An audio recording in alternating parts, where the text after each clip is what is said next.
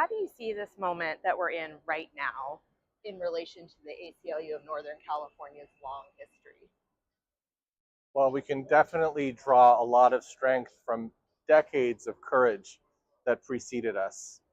The people in the Great Depression who went on strike and protested, people who fought Japanese American internment, people who spoke up against the House Un-American Activities Committee.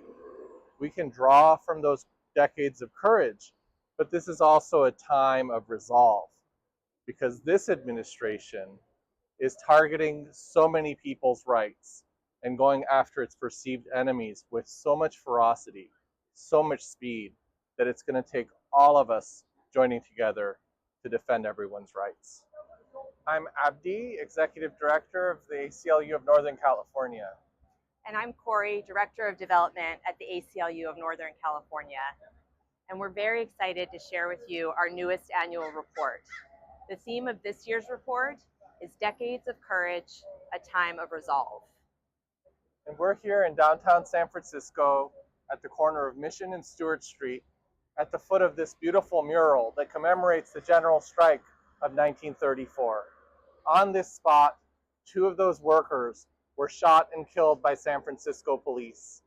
This also is the place where the story of ACLU of Northern California begins, when we step forward to defend the rights of strikers and protesters.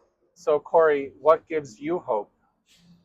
Well, it's probably going to sound a little bit corny, but the first thing that comes to mind for me is our ACLU community. And when I think about our community, I think about our amazing clients, of course, but also all of our activists and volunteers, our pro bono legal counsel, our staff, of course, and just a growing number of donors and members and other supporters.